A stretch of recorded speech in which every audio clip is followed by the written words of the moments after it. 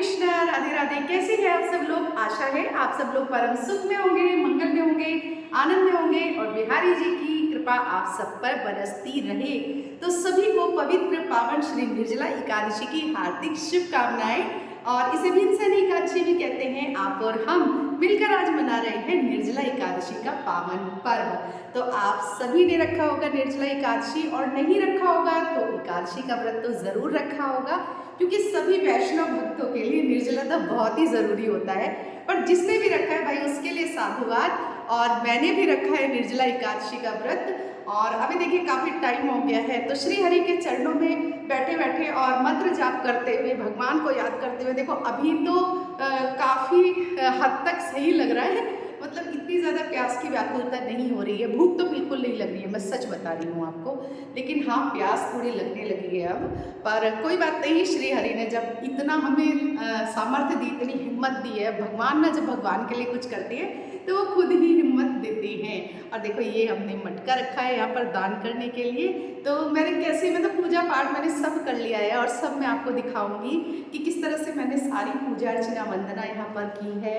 और जैसे कि आपको दिखाई दे रहा होगा कि पीछे ये जो मंदिर है, तो आपको कुछ बदला बदला सा लग रहा होगा, देखो। तो अभी देखो छुट्टियाँ हो रही हैं, तो मैं अपने घर आई हुई हूँ सहारनपुर। मैंने बहुत बार आपको बताया है कि मैं सहारनपुर से हूँ। तो मैं घर पे आई हुई हूँ मम्मी के यहाँ पे, और मम्मी के यहाँ पे मैंने व्रत रखा हुआ है, और यहीं पर ही मैंने पूजा की है। तो इस तरह से ना मैं आपको मंदिर के भी दर्शन करा दूंगी कि मंदिर किस तरह से बना है और क्या क्या विराजमान है। पर श्री हरि विष्णु की इसमें पूजा हो गई है, तो सब कुछ मतलब सेट हो गया है, समझो सारी की सारी वास्तु दोष सब समाप्त हो गया है। क्योंकि इस मंदिर में पहली पूजा तो आज श्री निर्जला एकादशी की ही की गई है। दिखाती हूँ आपको कि किस तरह से मैंने सारी पूजा अर्चना वंदना की है, कैसे सब किया है, किस तरह से किया है। तो पहले मैं इसको रख देती हूँ। तो ये मैंने यहाँ विराजमान कर दिया है। तो जी देखिए, निर्जला एकादशी से संबंधित जितनी जो भी वीडियो थी वो मैंने आपके साथ शेयर कर दी थी कि आपको क्या करना है, क्या नहीं करना है, किस तरह से निर्जला एकादशी का आपको व्रत रखना है, निर्जल ना रह पाए तो कैसे करना है। और अगर बीच में प्यास की व्याकुलता अधिक होगी, क्योंकि देखिए अभी बज रहे हैं 5 साढ़े 5, और अभी और हमें प्यास का अनुभव होगा, क्योंकि गर्मी इस समय बहुत ही ज़्यादा है।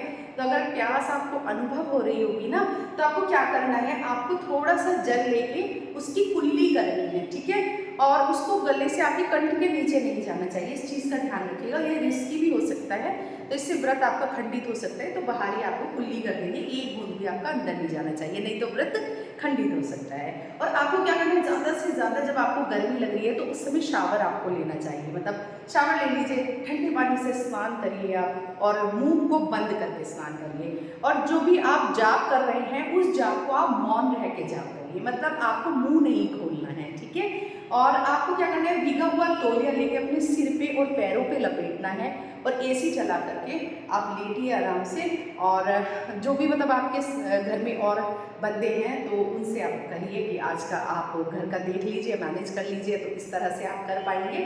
तो बस ये है कि बहुत सारे लोग नहीं रह पाते हैं। तो निर्जला एकादशी खैर कठोर तप होता है इस भीषण गर्मी में, लेकिन प्रभु ने जहाँ हमें इतना तारा है, हमें और तार देंगे। तो कुछ घंटे और बाकी है हमारे निर्जला के पारण के। तो सुबह सुबह 5:30 बजे से पौने 6 बजे तक का समय है पारण का।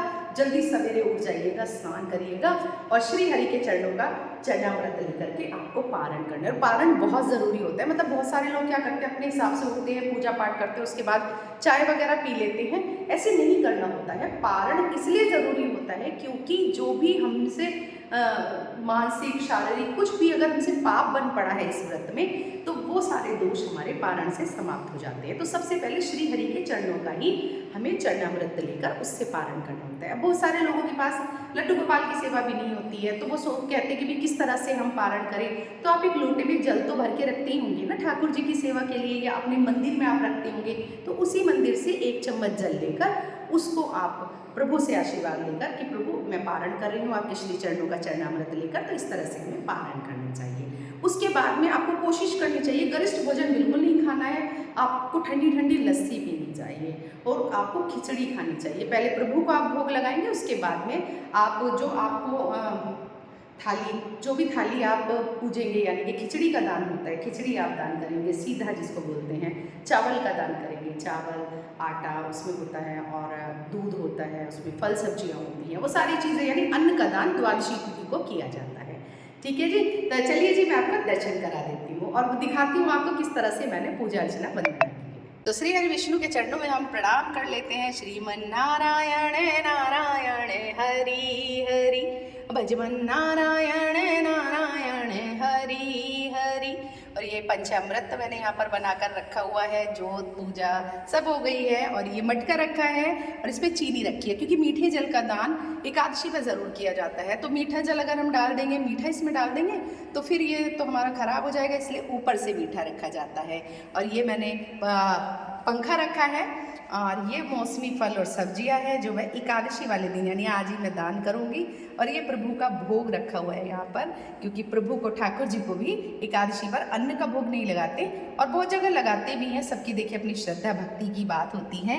और ये हमारे केशव लाडले लाल के दर्शन हैं, ये हमारी श्री लाडो प्यारी के दर्शन है, हमारी वृंदा के दर्शन कर रहे हैं आप। तो पास से मैं इनके दर्शन करा देती हूँ। देखिए कितने सुंदर प्यारे पवित्र इनके दर्शन हैं।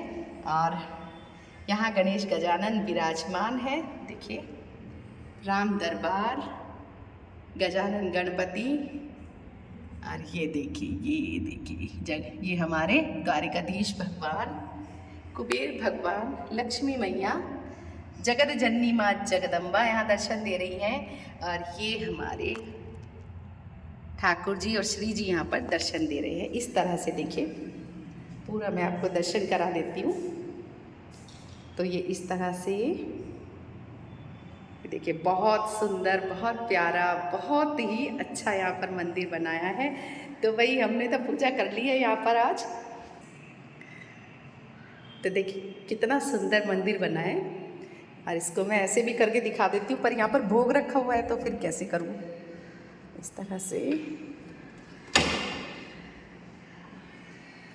देखो, ये इस तरह से ना फूल बना हुआ है, ये ठीक हो जाता है यहाँ से। फिर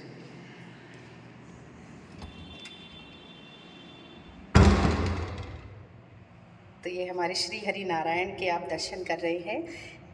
तो देखो आज ठाकुर जी को ना बहुत सारी चीज़ों का भोग लग गया।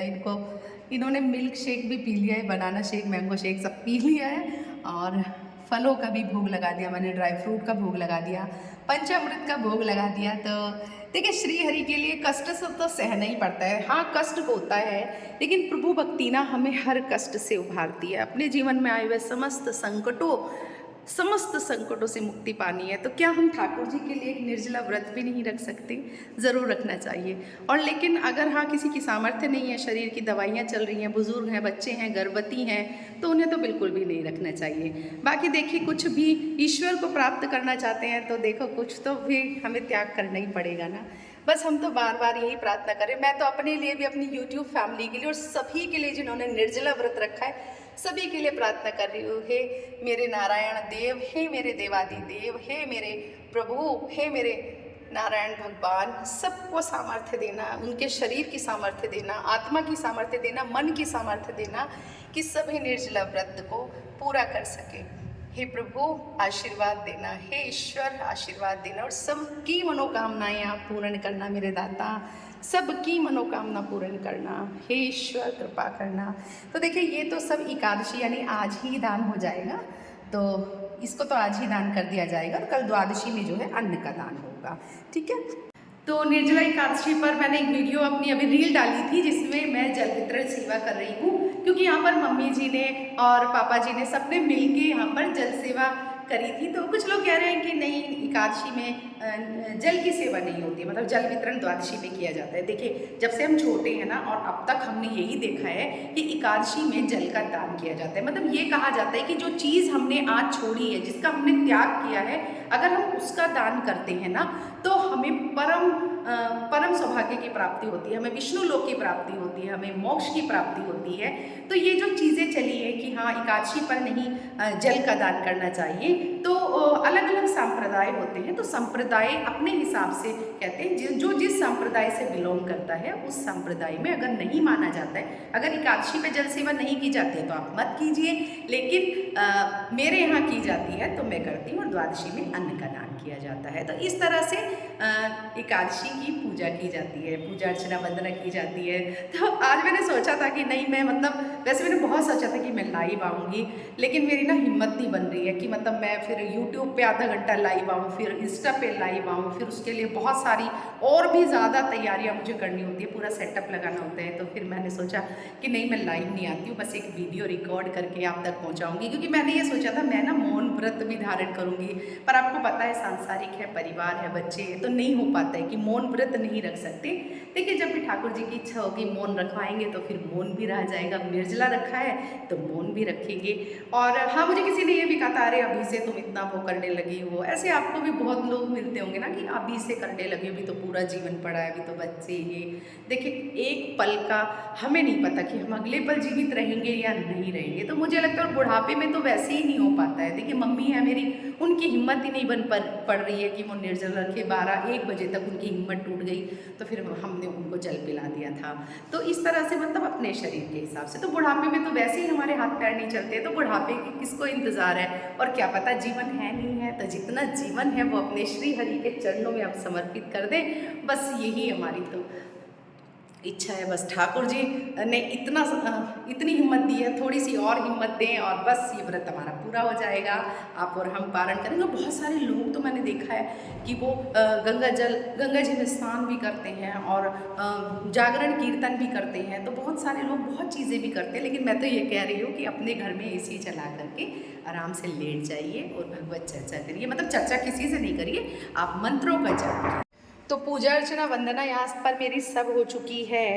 तो अभी क्या है ना कि जैसे ये पंचामृत है, तो इसमें आप जब ठंडा पीना चाहें तो बर्फ़ डाल लें थोड़ा सा, और इसको सभी घर के सदस्यों के बीच में आप वितरित कर दें, ये प्रभु का प्रसाद है, ठीक है।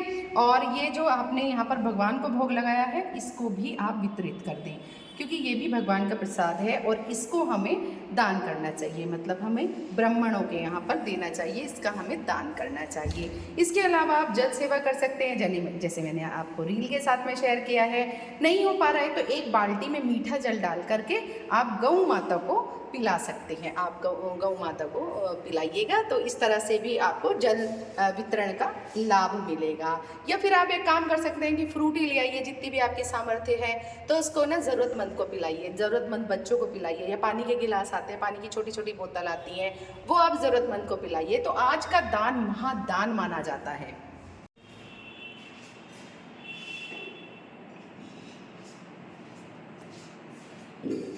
तो इस तरह से हमें हाथ में जल लेना है और इस तरह से 5 या 7 बार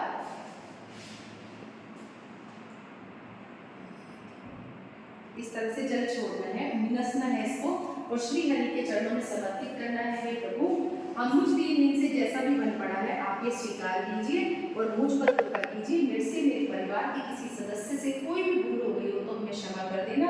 मैं मूढ़ अज्ञानी पापी, न मैं पूजन जानती, न मैं आह्वान जानती, न विसर्जन जानती, न ही पूजा करने का ढंग जानती। प्रभु, मुझसे जैसी भी सेवा बन पड़ी है आप ये स्वीकार कीजिएगा और मेरे द्वारा दिया हुआ है यह दान पुण्य आप स्वीकार कीजिएगा। बोल श्री हरि नारायण की जय।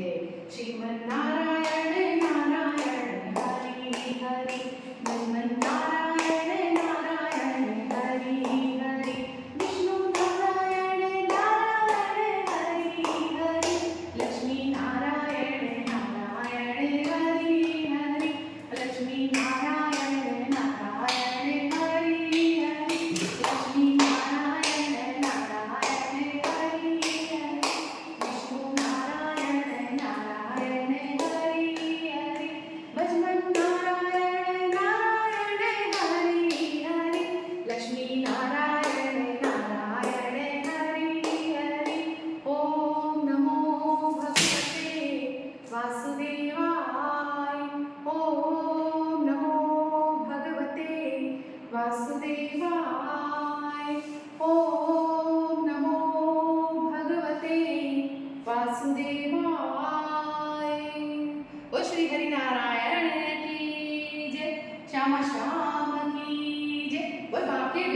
लाल की जय, श्रीमती राधा रानी की जय, जय जय श्री राधे। तो आज के दिन जो दान किया जाता है उसका हमें सहस्त्रों गुना फल मिलता है। सब अपने सामर्थ्य के हिसाब से आज ज़रूर दान करते हैं, तो ज़रूर से आप दान करिए, आप निर्धनों को दान करिए, ज़रूरतमंद को दान करिए। और इस समय ना बहुत ज़्यादा गर्मी हो रही है, तो चप्पलों का दान, छाते का दान, जूते का दान, पंखे का दान और जल सेवा का दान, ये महादान माना जाता है। आप गाय को जल पिला सकते हैं, पक्षियों को जल पिला सकते हैं, आप गरीब बच्चों को जल पिला सकते हैं, फ्रूटी वगैरह भी आप बांट सकते हैं, मतलब ये सब चीज़ें आप कर सकते हैं। तो ये जो एकादशी है, अगर आपने पूरे साल की एकादशी भी नहीं रखी तो सिर्फ एक एकादशी यानी कि निर्जला एकादशी रखने से ही आपको पूरे साल की एकादशी का फल मिलता है। क्योंकि भीमसेन से भी पूरे साल की एकादशी नहीं रखी जाती थी, तो उन्हें भी वेद व्यास जी ने एक निर्जला एकादशी के लिए बोला था और उन्होंने ये व्रत करके पूरे साल की एकादशी का फल पा लिया था। और आप तो जानते ही हैं कि हमारे हिंदू धर्म में एकादशी का व्रत सबसे बड़ा व्रत माना जाता है, यानी व्रतों का राजा एकादशी होता है। तो एकादशी मैया आपके भी समस्त मनोकामनाएं पूर्ण करें। तो इस तरह से मेरी पूजा अर्चना वंदना हो गई है और छोटा सा ये मैंने आपके साथ वीडियो शेयर किया है। बता दिया आपको लाइव क्यों नहीं आई है, तो मैं घर पे भी नहीं हूँ और मेरे बिहारी जी और श्री जी जो घर पे हैं उनको मैंने यही विराजमान कर लिया है, मानसिक रूप से उनको विराजमान कर लिया है। अपने केशव और वृंदा के साथ में मैं विराजमान करके उनको लाई थी, तो यहीं पर ही मैं उनकी मानसिक पूजा कर रही हूँ। और देखिए पूजा पाठ तो आप कहीं भी कर सकते हैं, उसकी ऐसी कोई बात नहीं होती कि आपको एक पर्टिकुलर जगह पे ही पूजा करनी होती है, उसके लिए मन का भाव होता है। तो फिर इसीलिए मैं लाइव भी नहीं आई हूँ कि मतलब पूरा सारी व्यवस्था भी बहुत सारी व्यवस्था करनी पड़ती है। अब जो लोग लाइव आते हैं उनको पता है कि कितनी व्यवस्थाएं करनी होती हैं। तो और ना ही शरीर की सामर्थ्य है कि मैं एक आधा घंटा इधर लाइव आऊँ, आधा घंटा फिर इंस्टा पे लाइव आऊँ। तो मैंने सोचा एक छोटा सा मैं वीडियो बना के शेयर कर देती हूँ। तो ये वीडियो छोटा सा आपको निर्जला एकादशी का कैसा लगा ज़रूर से बताइएगा, और अगर पसंद आया है तो ज़रूर से लाइक कमेंट शेयर कीजिएगा। चैनल में नए हैं तो चैनल को सब्सक्राइब कीजिएगा। और अगर कोई भी प्रश्न है निर्जला एकादशी से संबंधित, किसी भी प्रकार की आपको व्याकुलता हो रही है या परेशानी है या व्रत टूट गया है या कोई चीज़ है, तो आप कमेंट बॉक्स में कमेंट करके पूछ सकते हैं। तो मिलते हैं फिर नई वीडियो के साथ, तब तक के लिए जय श्री राधे। और ये जो निर्जला एकादशी पर जल सेवा रखी थी, उसी की मैं आपको एक छोटी सी क्लिप यहाँ पर दिखा रही हूँ। तो भीषण गर्मी में, तपती जलती गर्मी में जब जल सेवा की जाती है ना, तो मन को अत्यंत ही आनंद की अनुभूति होती है। और ये हमारे मम्मी जी पापा जी ने जो सेवा लगाई थी, तो यहीं पर मैंने भी इसमें अपना कंट्रीब्यूशन कर दिया था। तो फिर ये जल सेवा हम यहाँ पर कर रहे हैं, सारे बच्चे घर के मिलके जल सेवा कर रहे हैं। निर्जला एकादशी पर जल का दान महादान माना जाता है, क्योंकि जब निर्जला व्रत मैंने खुद रखा है और जिस चीज़ का हम दान मतलब त्याग करते हैं आज के दिन, उसी चीज़ का जब हम दान करते हैं तो सहस्त्रों गुना फल हमें उसका मिलता है। भगवान श्री हरि विष्णु अपने चरणों में हमें स्थान देते हैं। बस हम ये सोचते हैं कि प्रभु की सेवा में या दीनहीनों की, जीवों की सेवा में जो आनंद आता है ना, वो इस धरती पे कहीं नहीं आता। मैं सच बता रही हूँ, जब भी कोई दान किया जाता है, मन में जो शांति का अनुभव होता है, जो खुशी महसूस होती है ना, उसका वर्णन नहीं किया जा सकता। तो आप खुद भी जब दान करके देखेंगे, किसी असहाय की आप मदद करके देखेंगे, तो आप स्वयं महसूस करेंगे कि कितना अच्छा हमें अनुभव होता है। और देखिए ये जो जल का दान होता है, मीठे जल का दान खास तौर से किया जाता है, और ठंडा ठंडा हो तो भाई वाह क्या कहना। तो जल का दान कर रही हूँ निर्जला रहकर। तो ये ईश्वर की भक्ति है, ईश्वर का के प्रति भाव है। और मैं कहूँ बिहारी जी, श्री जी, जब तक मैं मेरी आत्मा इस धरती पे रहे, तब तक इस तरह के दान मैं करती रहूं, और भगवान मुझे तब तक इतना सामर्थ्य दें कि मैं निर्जला एकादशी का व्रत कर सकूं। जय श्री राधे।